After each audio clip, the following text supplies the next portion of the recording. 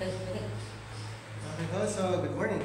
Morning. So pag-uusapan natin ngayon ay isang issue regarding sa tinatawag olive tree. Sa Bible kasi nag-mention ng olive trees and may mga ibang group of denomination na tayo ay ikinukunik na part doon sa olive trees. So mayroong wild olive tree at saka olive tree. So yun yung isa sa pwede nating pag-usapan, i-identify natin kung tayo ba na hindi part ng bayang Israel ay kabahagi ba sa tinatawag olive tree. So identify lang po natin ha. Mayroong tinatawag olive tree. At saka mayroong wild olive tree or trees. So, ito ay malaking issue na kung saan tayo ay ina-identify sa olive trees. Ito po ay referring to the nation Israel. So, tandaan po natin, we are not part of the Israelites. Hindi tayo kasama sa grupong ito. Pero karamihan ay may mga naririnig tayo na tayo ay in-identify doon sa olive tree at yung grafting. Okay, halimbawa ito yung olive tapos pinutol.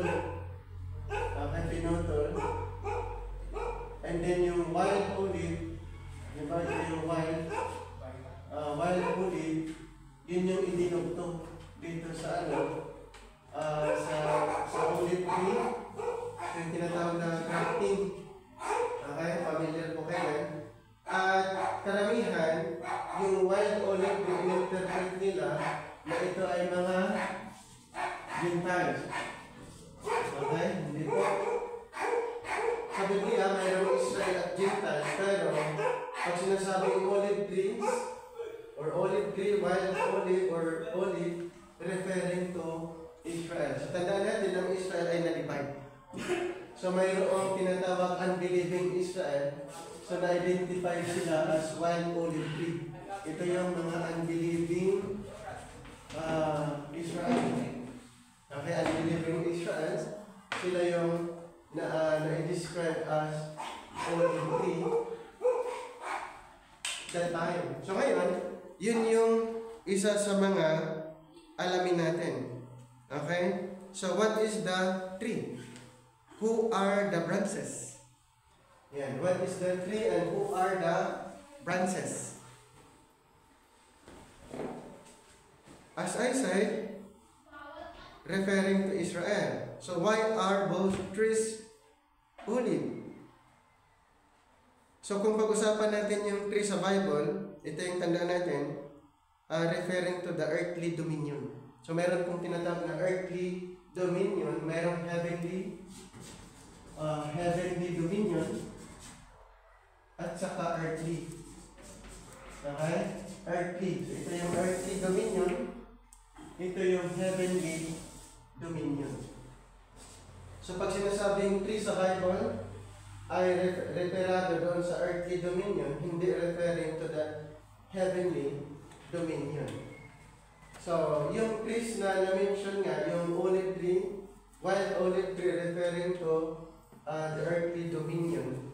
Tandaan natin, mayroong program ang Panginoon patungkol sa langit, mayroon siyang program patungkol sa lupa. Kaya nga, dahilan ang Panginoon nag-create siya ng heaven and earth. Sa Genesis 1:1. Naman?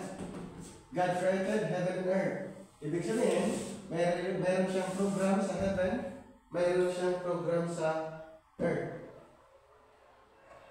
Kaya pag sinasabi natin trees or trees sa Bible, hindi tumutukoy sa programa niya sa langit, ito ay tumutukoy sa kanyang programa dito sa lupa.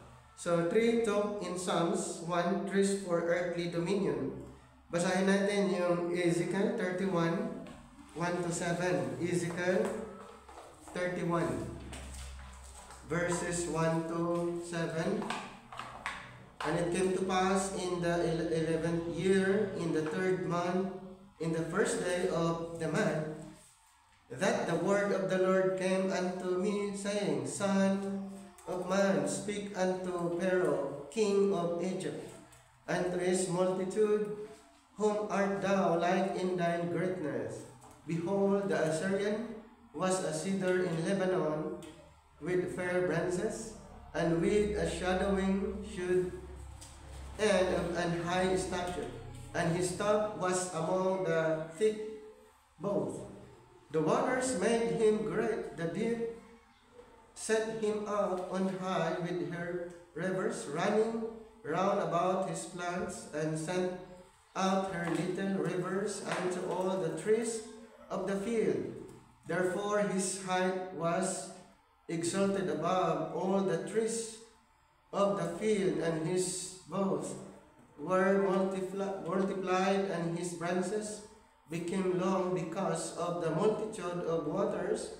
When he shot forth, all the fowls of heaven made their nest in his boughs, and under his branches did all the beasts of the field bring forth their young, and under his shadow dwelt all great nations. Thus was he fair in his greatness in the length of his branches, for his root was by great waters. At saka sa Daniel chapter 4, mababasa din natin, and chapter 4, 10 to 16, and chapter 4, 20 to 27. So ito po ay tumutukoy sa earthly dominion, yung na-mention regarding sa tree. And then, in Isaiah, Israel as trees in prophecy. So dito makikita natin na according to the prophetic program, ang Israel ay hinahalin tulad sila sa trees in Isaiah 5, 1 to 7. Sige, kung makita niyo, basahin niyo sa Isaiah 5, 1 to 7. Isaiah chapter 5.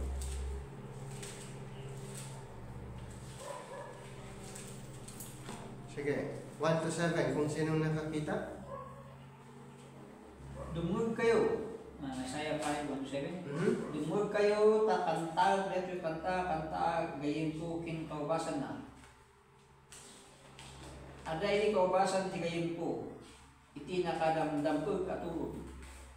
Kinali natin daga kat inikan na amin abatuna, napili kin kasayatan ng ubas, digiti mula na.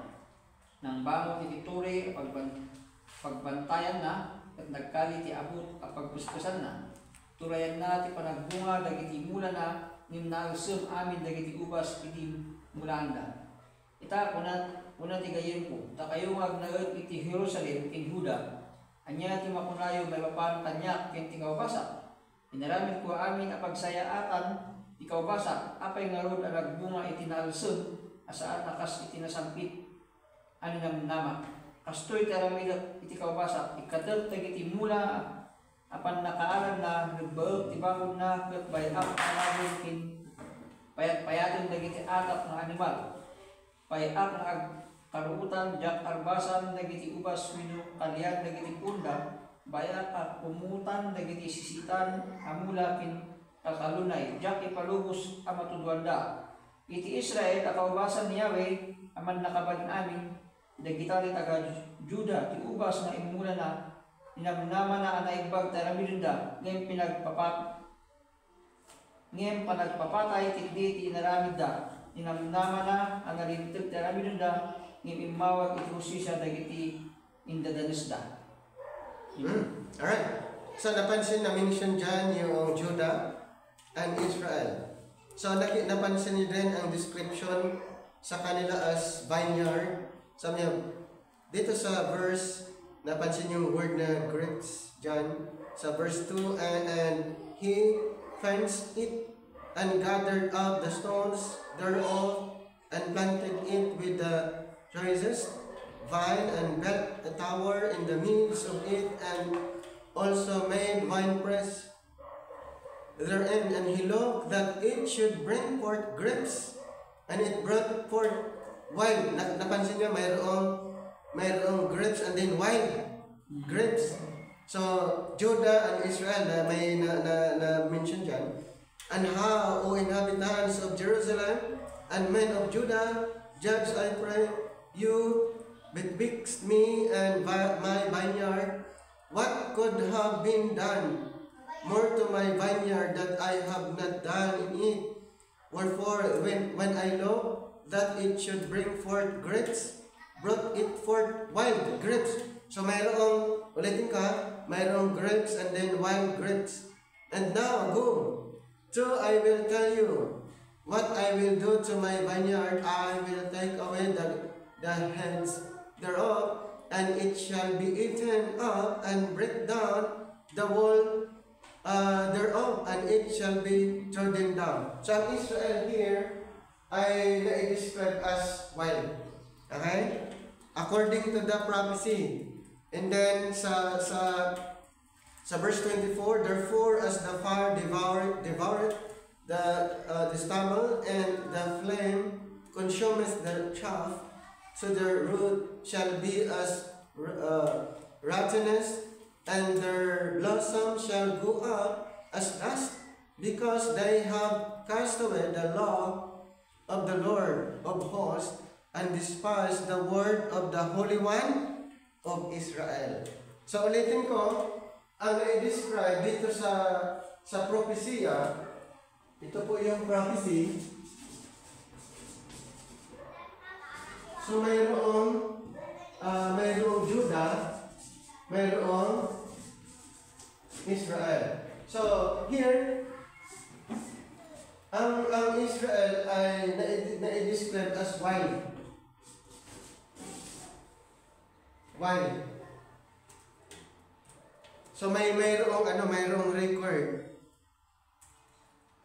At actually na-mention din yan sa Psalms 80, 5 to 19, and then Hosea 14:6, at saka Isaiah 4:2 to 3. Then isa pa, God prophesied about Israel's cliffs being broken. So mayroong propesya na itong Israel ay tatanggalin, broken off, sila ay puputulin.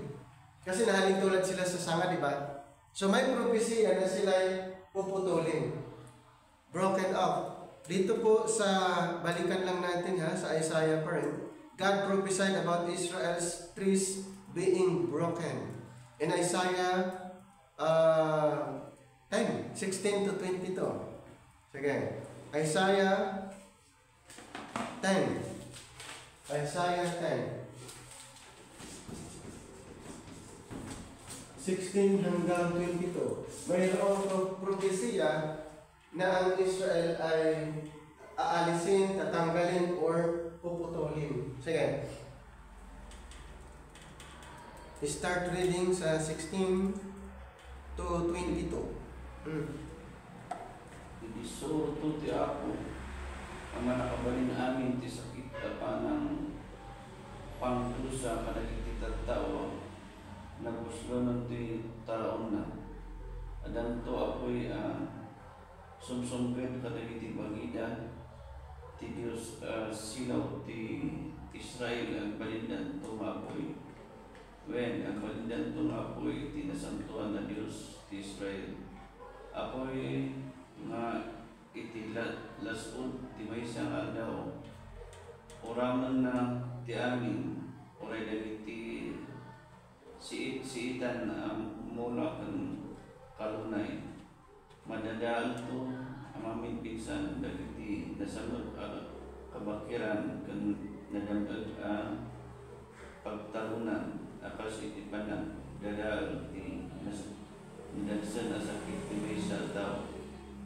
basito ti matda akayo kat mabalin to bilang ti oray may salang amin dumtaman ti tiempo atin ton agdalap na biti nakalasat nga Israelita iti bagian adandani nang dada katwada agdalat danto asipupudnong iti ako tinasantuan na Diyos ti Israel. Danto sa magmamano mga Israelita nga agsubli iti nabilag a Dios da oray no adto ita nagiti Israelita pas ti kaadto ti darat ti baybay basito lang ti agsubli anda panakadadaang agururay. So, napansin niyo may prediction dito na ang Israel, may part ng Israel ay tatanggalin. Kaya dito sa 19, and the rest of the trees, ulit nga, referring to the Israelites, the rest, ibig sabihin yung remnant, may tinatawag na remnant, that the rest of the trees of his forest shall be few, that a child may write them, and it shall come to pass in that day that the remnant of Israel and such as are scattered of the house of Jacob shall no more again stay. Napansin niyo? Jacob is referring to Israel. So again stay upon him that is most them, but shall stay upon the Lord, the Holy One of Israel in truth. So mayroong prediction na itong magkakaroon ng division, madidivide. Okay, ito hihiwalay ito. Hihiwalay na sila at itong Judah yung nag-remain. So alam naman natin is Judah as part lang din ng Israel. Ito ay na-describe lang na mayroong Judah and Israel after the division of the kingdom. Diba? Na-divide yung kingdom. Mayroong southern at saka northern kingdom. Judah and Israel, and then ang Judah yung nag-remain sa Panginoon. Then ang Israel, sila yung humiwalay. Okay? Sila yung humiwalay at mayroon ngang prediction na mayroong some of the Israelites were yung hindi na mananatili, shall no more again stay upon him that is smote them, but shall stay upon the Lord, the Holy One of Israel. Then pwede natin idagdag ang Jeremiah 11:16 to 17. Okay, Jeremiah chapter 11, 16 to 17. Ito kasi kailangan natin malaman para makita ang distinction na tayo mga believers ngayon ay hindi part ng mga Israelites. Ayon sa mga dinescribe ng karamihan na tayo daw ay part ng Israel. At the same time, ito ay kinukonklud ng karamihan na tayo daw ay Israelites din, spiritual. So yun po, Muslim naririnig natin. Pero aralin natin, ano ba ang sabi ng Biblia? Tayo ba ng mga hintel, hindi bahagi sa bayang Israel, ay part din sa kanilang programa. So yun yung intention natin kung bakit natin aralin ang mga bagay nito. Pakibasa ang Jeremiah 11:16 to 17. Sige. Jeremiah. Start reading verse 16. Sige. Hanggang 16 to 17. I once called them a leafy olive tree, full of beautiful fruit, but now with a roar like thunder I will set its leaves on fire and break its branches. I, the Lord Almighty, planted Israel in Judah, but now I threaten them with disaster. They have brought this on themselves because they have done wrong.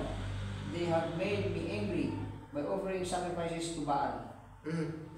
Alright. So, nakita niya na ang Israel branches of it are broken. The Lord called thy name a green olive tree. Yun pa yung description nila nung starting pa lang.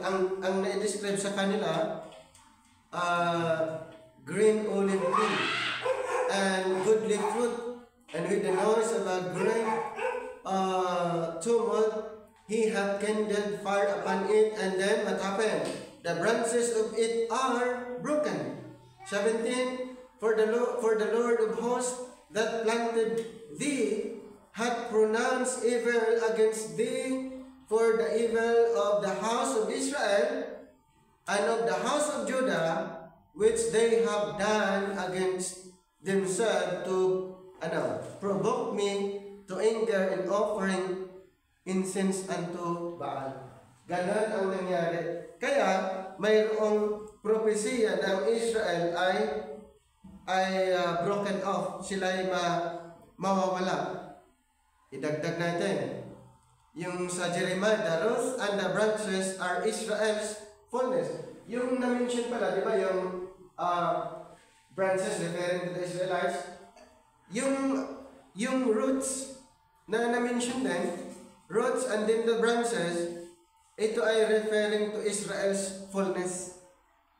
Sige, sa Jeremiah 12 tayo. Jeremiah 12 verse 2. Jeremiah 12 verse number 2. Ayan, anong sabi doon?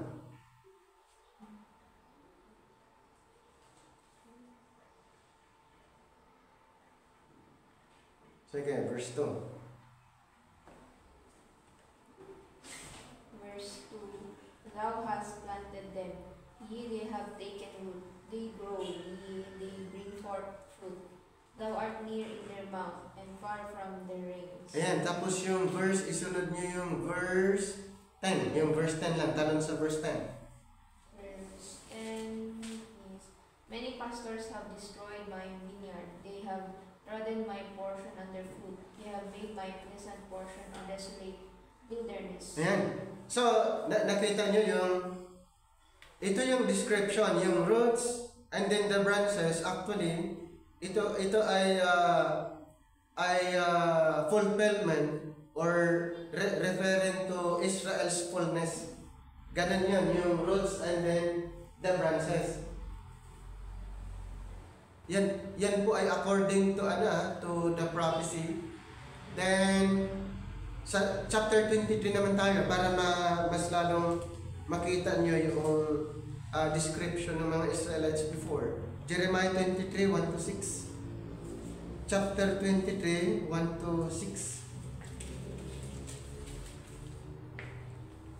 Tingnan.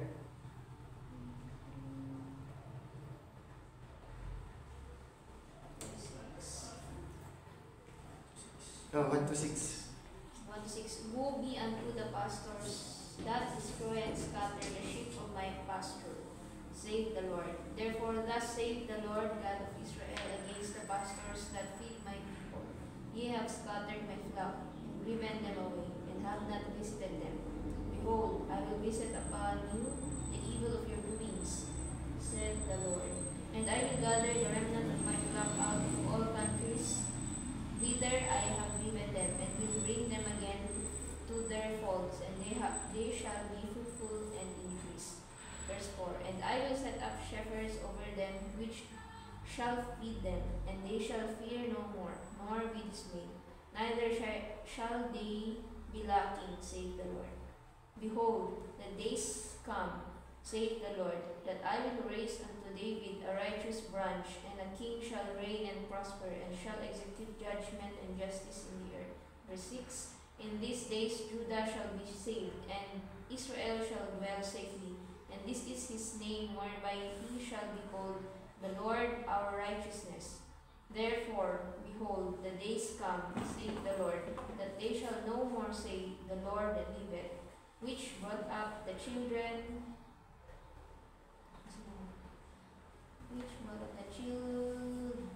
of Israel out of the land of Egypt. Verse 8. But the Lord liveth, which brought up and which led the seed of the house of Israel out of the north country, and from all countries whither I had driven them, Okay. and they shall dwell in their own land. Ayan, nakita niyo yung nangyari, no? So, mayroong tinatawag dito yung mga pastor or pastor. Ganito ang nangyari. So, ang mga Israelites before, after King Solomon, di ba na-divide yung kingdom?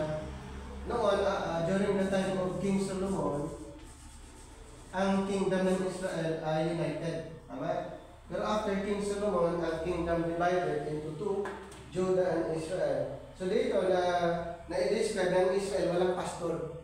Wala na silang pastor or pastor or ano bang tawag doon, shepherd. Yun yung description kasi na kaya ang Israel hinalito lang sa isang lost sheep or tupang ligaw.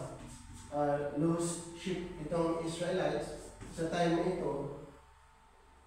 Yun ang kanilang description at kung doon sa tree sila ay broken off itong mga Israelites sa time na ito. So sa binasa natin, who be unto the pastors that destroy and scatter the sheep of my pasture, says the Lord. Therefore, thus saith the Lord God of Israel against the pastors that fed my people. Kasi hindi na sinusunod ng mga Israelites yung pastor nila yung nagpapastor. Kumbaga, kasi yun yung description sa kanila, parang mga tumpak. And then ano pa? Ye have scattered my flock and driven them away, and have not visited them. Behold, I will visit upon you the evil of your doing, said the Lord. Kaya ang nangyari ay sila'y na-captive doon sa Babylon dahil sa kanilang choices. And I will gather the remnant of my flock out of all countries, whither I have driven them, and will bring them again to their folds. Kailan ito mangyayari na? Sa future. Okay? Pero magpapadala ang Panginoon ng shepherd. So sino yung shepherd na ipapadala niya para i-gather sila ulit si Jesus? So ito yung, kaya si Jesus, sinasabi niya, I am the good shepherd. Di ba? Siya yung dumating para itong Israel na nawala, naligaw, ay ibabalik sila through Jesus Christ nung siya dumating. Yun yung intention. Yun yung purpose kung bakit ang Panginoon ay naparito para i-gather ulit ang Israel at sila'y paghaharian. Kaya ang Panginoon ipinapangaral that time na siya yung king of these people, king of the Israelites. Siya yung Messiah na maghahari sa mga Israelites ayon sa propesya. Kaya dito sa verse number 4, and I will set a shepherd over them. Sino yan? Si Jesus Christ na. Which shall feed them, and they shall fear no more, be dismayed, neither shall they be lacking, says the Lord. So mayroong ibang bumalik. Kaya ang tawag doon, little flock. Mayroong mga bumalik, naniniwala sa ating Panginoon, mayroong little flock. Pero mayroong unbelieving pa rin. Okay, dito, mayroon pa rin unbelieving Israel. Sila ay hindi naniniwala. Pero yung iba naniniwala sa ating Panginoon nung siya dumating. Pero mas marami yung mga unbelieving Israel. Kaya ang Panginoon pumili ng 12 apostles. Pumili siya ng 12 apostles para may kasama siya para sa 12 tribes of Israel. Ito pong unbelieving Israel, sila yung lost sheep. Kaya ang Panginoon ay naparito upang iligtas ang mga Israelites. Basahin natin sa Mateo 15:24 para makita nyo na si Kristo naparito para sa lost sheep of the house of Israel. 15:24 ng Mateo. Okay. Verse 24, but he answered and said, I am not sent but unto the lost sheep of the house of Israel. Sabi ng Panginoon, I am not sent but unto the lost sheep of the house of Israel. Nilapitan kasi siya ng isang hindi Israel. Nilapitan siya ng hindi Israel or Gentile. Pero ang sagot ng Panginoon, ako'y ipinadala lamang, ako'y isinubo lamang sa sambahayan ng Israel.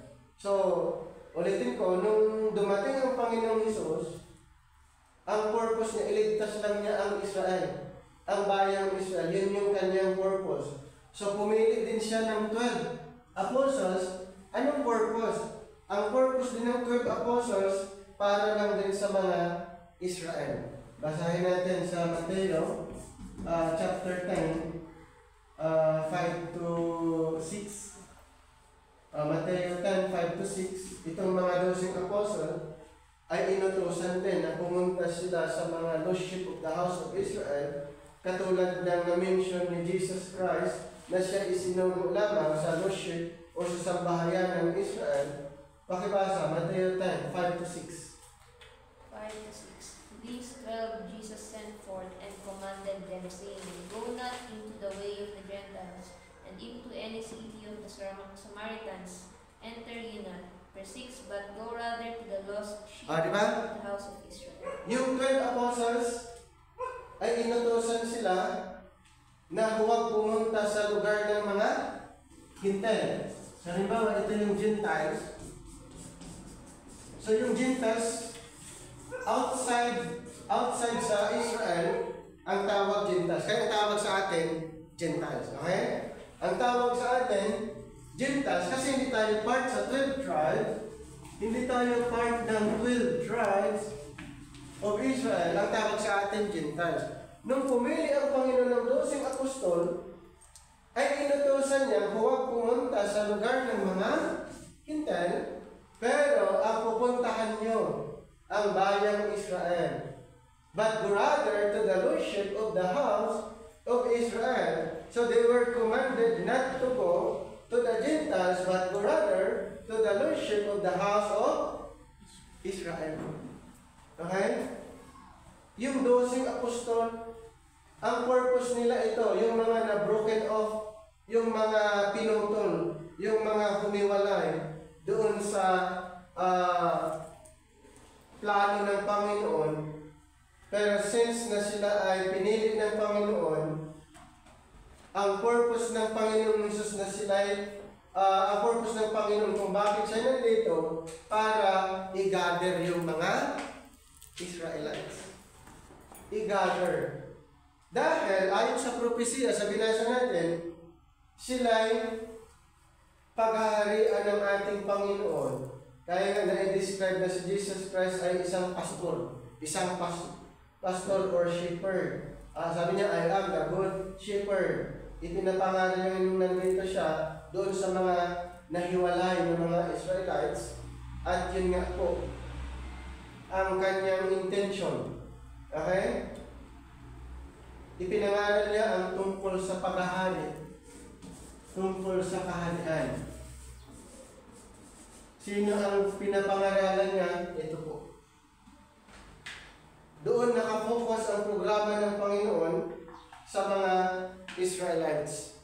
Okay? So, can a fig tree produce berries? Siyempre hindi. Kung ano yung, kung halimbawa, kung ang olive tree, ano ang bunga niya? Olive, ganun lang din.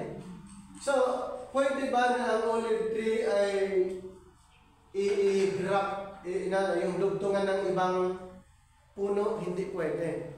So, olive tree at saka wild olive, magkapamilya pwede. Okay?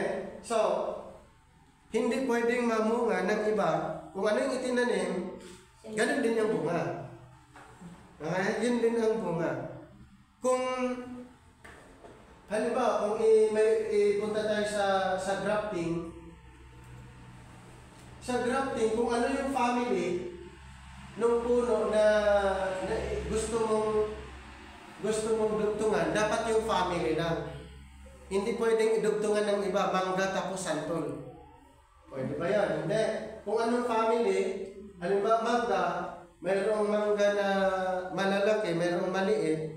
So kung gusto mo ng malaki ang bunga, putulin mo yung mangga na mamumunga ng maliit, putulin mo, idugtong mo yung mangga din, pero ang bunga malalaki, pwede yun. Pero kung ibang klase, hindi pwede. Kaya dito sa James 3:12, sige, James 3:12. James chapter 3.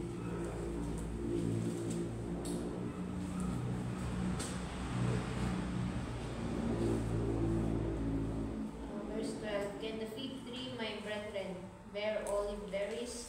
Either a vine. so can no fountain both yield salt water and Ayan. So, hindi pwede. Kung ano yung puno na itinanim, yun din ang kanyang magiging bunga. Okay? So, can a fig tree produce berries? So, hindi. Ayon kay James chapter 3 verse 12, hindi. So, we are getting olives from this tree. So, the olive had a special place in the religion of Israel. Ulitin ko pag na-mention ang olive sa Bible, had a special place in the religion of Israel. Kung pupuntahan natin ang 1 Kings 6:23. 1 Kings chapter 6 verse 23. Ayan. Sige, 1 Kings.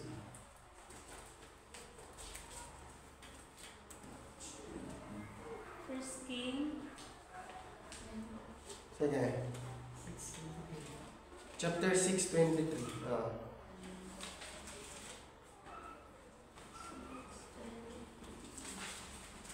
Verse 23, and then the oracle made 2 cherubims of olive tree, each 10 cubits high. Alright.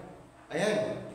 Tapos, yung 31, 33. Yan, talon sa 31 hanggang 32. 31 hanggang 33, and for the entering of the oracle he made doors of olive tree. The lintel and side posts were a fifth part to wall. The 2 doors also were of olive tree, and he carved upon them carvings of cherubims and palm trees and open flowers, and overlaid them with gold, and spread gold upon the cherubims and upon the palm trees. Verse 33, so also made he for the door of the temple posts of olive tree, a fourth part of the wall. Alright. Ano niyo, nakita niyo doon sa tabernacle, more on olive tree yung ginagamit. Okay, walang iba. More on olive tree. Bakit kaya? Okay? Bakit kaya? Kasi nga, ang olive tree ito ay isang, kumbaga, merong special, referring to a religion of Israel, yung olive tree. Doon kasi naka-link or naka-connect. Kaya doon sa tabernacle, ang ginagamit nila, more on olive tree. More on olive trees yung ginagamit, mga kagamitan doon. Dahil, yun ay nag-describe doon sa religion ng Israel. Okay? Doon naka-describe sa religion ng Israel. So, olive oil, familiar kayo sa olive oil, di ba? May olive tree, mayroong olive tree, tapos olive oil, na yung iba, ito yung pinopromote ngayon. Pupunta daw sila sa Israel para kumuha ng olive oil. Mayroon kasi nandoon yung olive tree, mayroong olive oil. Hindi nila tiningnan kung ano yung description, gaano kahalaga ang olive tree, olive oil, particular sa programa ng Israel. Hindi naman tayo part doon. Tayong mga Gentile believer, we are not directly connected doon sa olive tree referring to the religion of Israel. And then, pag na-mention naman yung olive oil, ito ay a testimony of faithfulness to Israel's covenant. Pag sinasabing olive oil, ito po ay referring to faithfulness ng Israel na susundin nila ang covenant. Di ba mayroon silang covenant sa Israel, mayroon silang covenant sa Panginoon. Ito palang olive oil, ang description pala nito ay yung faithfulness ng Israel sa covenant. Ngayon, tayo ba ay, kung gagamitin pa ba natin ang olive oil, ay sasabihin na faithful tayo sa covenant ng Panginoon? Wala na po connection, mga kapatid. Yung olive oil noon, pwede noon. Yung olive tree referring to the religion of Israel, ang olive oil ay referring to the faithfulness ng mga Israel para sundin yung covenant. At hindi po tayo part ng covenant ng Israel. We Gentiles were excluded, strangers, from that covenant of promise. Basahin natin sa Ephesians chapter 2. Basahin 11 to 12. Basahin nyo. na ang mga Gentiles ba ay part doon sa programa ng Israel, particular doon sa covenant. Sige po. Ephesians 2:11 hanggang 12.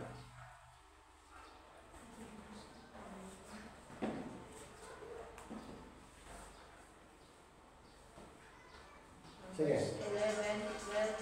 Wherefore remember that ye being in the past Gentiles in the flesh, who are called uncircumcision by that which is called the circumcision in the flesh made by hands, that at that time ye were without Christ, being aliens from the commonwealth of Israel, and strangers from the covenants of promise, having no hope, and without God.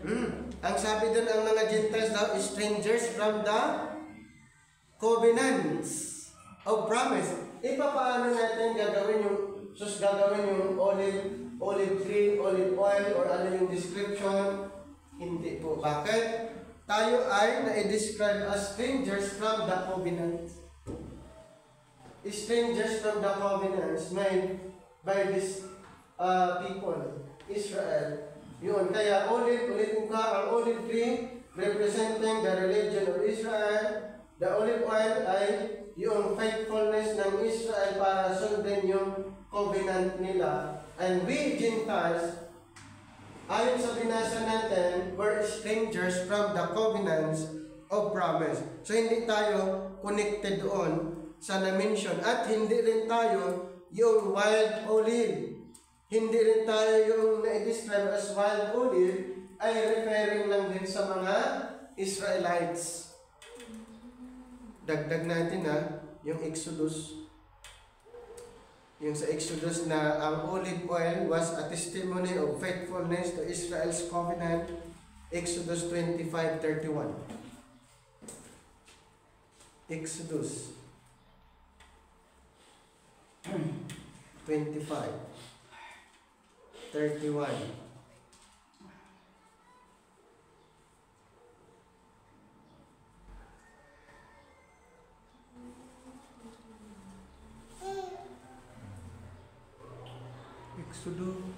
Exodus chapter 25.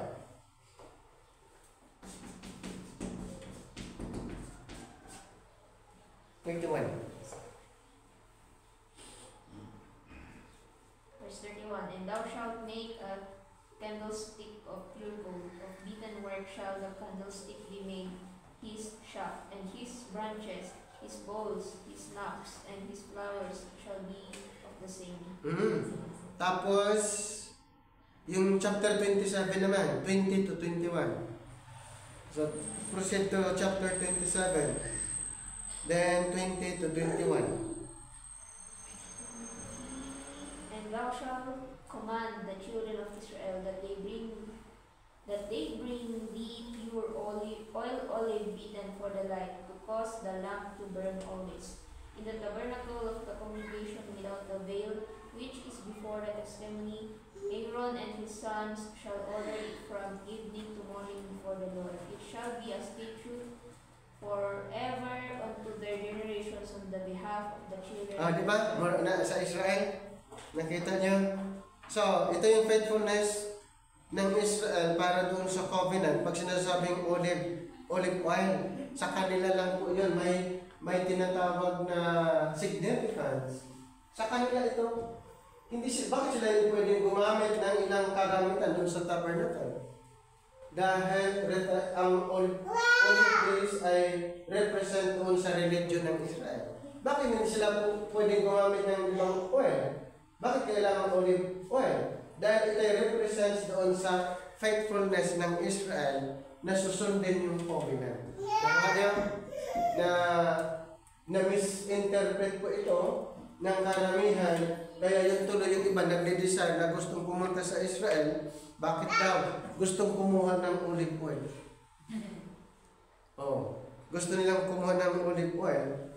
Hindi nila pinag-aralan ano bang significant, ano bang gamit ng olive oil that time, at saan nag-represent ang olive tree and olive oil. So God keeps His promise to the olive trees. Okay? Yun ay na-describe din sa the whole chapter of Zechariah. Pero punta tayo sa Isaiah 60, 2-3. Na-describe doon yung promise ng Panginoon. Chapter 60, 2-3. Isaiah 60, 2 hanggang 3. 2-3. For, behold, the darkness shall cover the earth, and gross darkness of the people. But the Lord shall arise upon thee, and his glory shall be seen out of thee. Verse 3, and the Gentiles shall come to thy light, and kings to the brightness of thy rising. Alright. So, ganun po. God keeps His promise to the olive trees.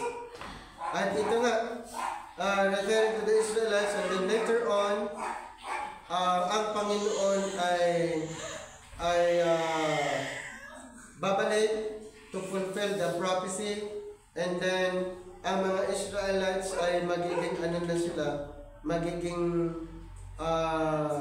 ilaw sa mga hintel. Kaya yung mga Gentiles ay lalapit sila doon sa liwanag. Mangyayari ito sa pagbabalik ng Panginoon for the second time. So dito na po yun. Pag-establish na po yung kingdom. So ang Panginoon ay maghahari 1,000 years sa bayang Israel in fulfillment of sa prophecy. And then yung sinasabi kong grafted, yung grafted in, ito pong little flock, sila po yung na-graft, sila yung dating wild olive, and then na-graft, na-idugtong. So, ibig sabihin, Israel pa rin. Yung remnant, Israel pa rin. Naputol yung some parts of the Israelites, yung branches, di ba? Kaya merong remnant. Ngayon, from the wild olive, yung mga naniniwala sa ating Panginoon, sila yung na-i-replace doon. Okay? Kasi pinutol na sila eh.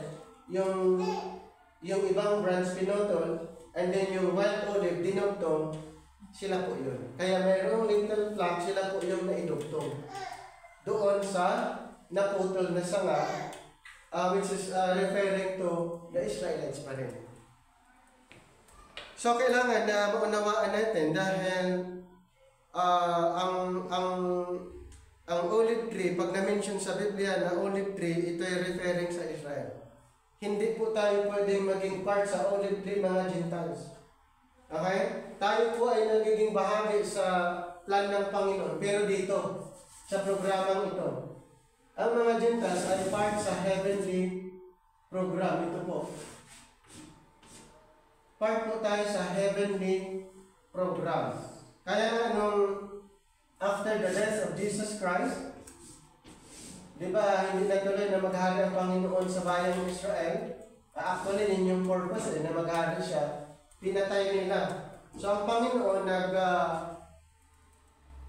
binuksan niya yung programa niya dito, yung heavenly program. So, nung nabuksan ang heavenly program, itong programang ito ay temporary nag-stop muna. Kasi yung Mesias na pumunta dito para maghari, hindi nila tinanggap, kundi pinatay.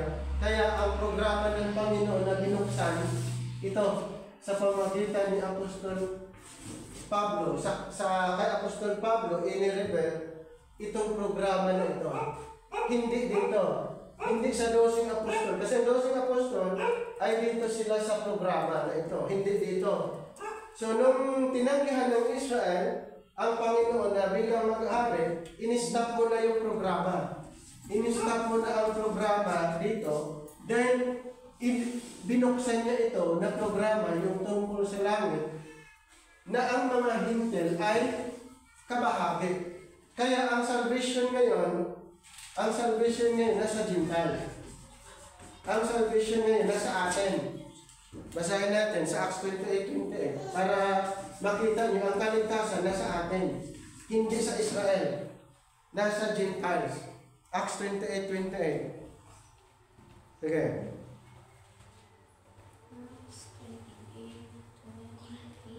Be it known therefore unto you that the salvation of God is Is sent sent? to the Gentiles, Yes. and that they will hear it. Na kanino ang salvation ngayon? Ayon sa binasa, nasa Gentiles. Gentiles. Kasi nga inayawan ng Israel eh. Di ba ito yung ano ng Israel? Ito yung plano ng Panginoon sa Israel. Hindi natupad dahil pinatay nila ang Panginoon. Dahilan ng Panginoon nagbukas ng panibagong programa pero makalangit na. Programa na makalangit, hindi makalupa. Kaya ang mga believers ngayon, mga Gentiles, tayong mga Gentiles, ay ang description papuntang langit. Ang sa atin is patungkol sa langit ang issue. Kaya tayo ay nandirito, pero inaantay natin yung rapture, papuntang langit yun. Rapture is going to heaven. Yun yung inaantay natin. So ang citizenship natin ay hindi katulad dito, nasa lupa. Ang citizenship ng mga believers ngayon, mga believing Gentiles ay sa heaven. Basahin nyo. Philippians 3:20. Philippians 3:20 para makita nyo na ang citizenship natin, ang ating conversation ay sa heaven, hindi dito. Sige. For our conversation is in heaven, from whence also we look for the Savior, the Lord Jesus. So our conversation or our citizenship is Heaven. in heaven. Okay? Yun yung programa sa panahon natin ngayon kasi ang programa na nag-operate ngayon ay heavenly. Hindi po earthly ang program na nag-operate ngayon. Ang nag-operate na programa, ito po, heavenly. Kaya, ang goal natin ay papuntang langit. Pero bago makakapunta doon, dapat maniwala sa gospel. Hindi ka nang pwedeng basta-basta pumunta doon kung hindi ka believer. Dapat maniwala sa gospel of the grace of God, maniniwala ka doon sa ginawa ni Kristo. Ito po ang paniniwalaan natin para ang tao pupunta sa langit. Kasi hindi siya pupunta sa langit kung hindi niya pinaniniwalaan ito. The gospel of Jesus Christ, the gospel of the grace of God, the gospel of Christ's finished work. Ito ang gospel natin ngayon para ang tao ay pupunta sa langit. Nakuha niyo? Ito po yung kailangan natin. At ulitin ko, hindi tayo part sa olive trees. Hindi din tayo part sa wild olive trees. Yan po ay referado sa mga Israelites dahil olive trees speaks of Israel's religion. Hindi po tayo bahagi doon. Baka may marinig kayo, tayo ay naidugtong sa Israel, tayo ay spiritual na Israel, tayo ay katulad ng Israel. Hindi po, ang Israel ngayon broken off. Ang Israel ngayon ay na-broken off at sa binasa natin na kanino ang salvation? Nasa atin. Paano tayo i-identify sa Israel na ang salvation ay sa Gentiles? Wala sa kanila. Ayon sa Acts 28:28, ang salvation na sa atin. How come na we Gentiles are identified doon sa mga Israelites na according to Acts 28:28 that the salvation of God is sent unto the Gentiles. Idagdag yung Romans 11:11. Sige po, Romans 11:11 to prove na tayo ay salvation ay nasa Gentiles. Sige. I say then, have they stumbled that they should fall? God forbid. But rather, though their false salvation is come unto the Gentiles. Diba? Salvation is come unto the Gentiles. Ano are the Gentiles?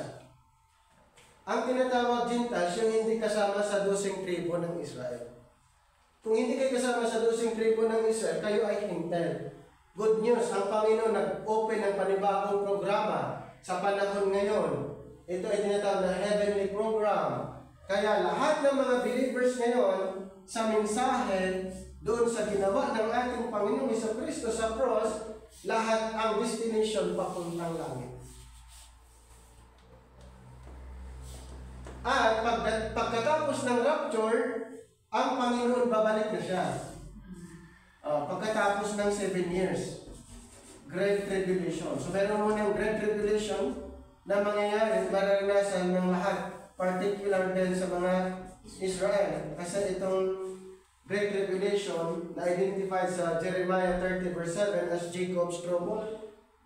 Great Tribulation. Pero after 7 years, babalik ang Panginoon and then maghahari siya 1,000 years to fulfill the prophecy. So mayroong earthly program, mayroong heavenly program. Kaya in the future, God created new heaven. God created new heaven at saka new earth. So, sino manirahan dito sa New Earth? Yung pinangakuhan niya dito sa Earth. Sa earthly program. Sino maninirahan sa Heaven? Yung pinangakuhan din niya sa Heaven. Kaya nga siya nag-create ng New Heaven and New Earth dahil meron siyang program.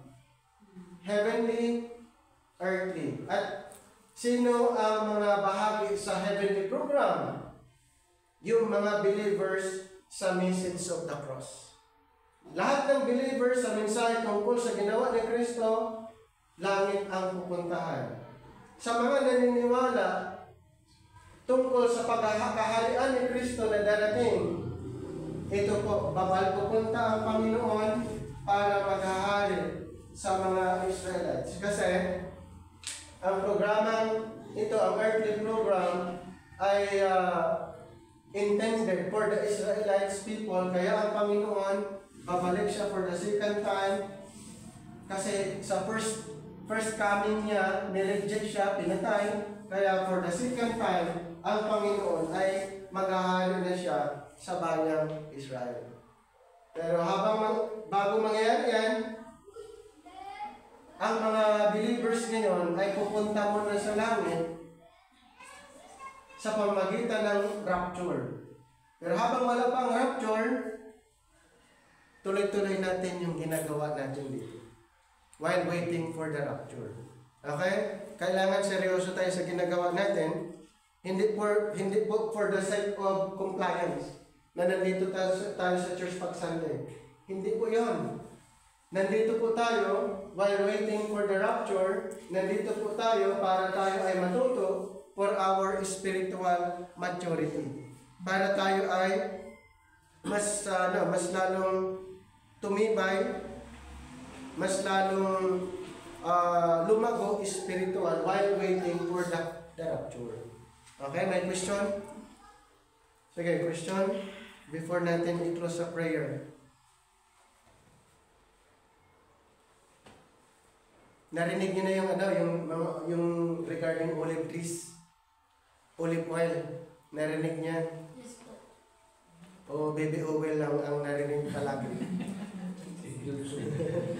Olive trees, wild olive oil, naririnig niyan. Sa mga iba't ibang denomination, ikinukunik tayo doon. Hindi po. Ang olive sa Bible ay referring to the religion of Israel. Hindi tayo kasama doon. Nor separate. At tayo ay part doon sa heavenly program. Ito pong olive trees, olive oil, or ano yung mga description ay dito lang po yun. Applicable sa earthly program. Hindi applicable doon sa heavenly program. Kasi bakit? Ginawa na ng Panginoon yung kaligtasan natin. Ang part natin, maniwala. Question? Sige, saludsod. O bakit hindi nyo naunawaan yan? Sinasabi ko. Di bali may record, naka-record naman yung ano natin. Pwede nyo i-review. Sige. Meron, sir? Dito sa sabi dito sa Matthew 15:24 na hindi ako pumunta rito para inuna ni Jesus na ibauna klalang kalagiti na yung awan ng tao Israel. Ito ay tungkol sa paniniwala ng babae, yung anak niya, Ha? ay, dito nag-ano sila ng tulong, di ba? Pero nung tinulungan pa rin niya, Yes. bakit niya Ah, tinulungan yeah. ang sabi sa Israel lang, Mm.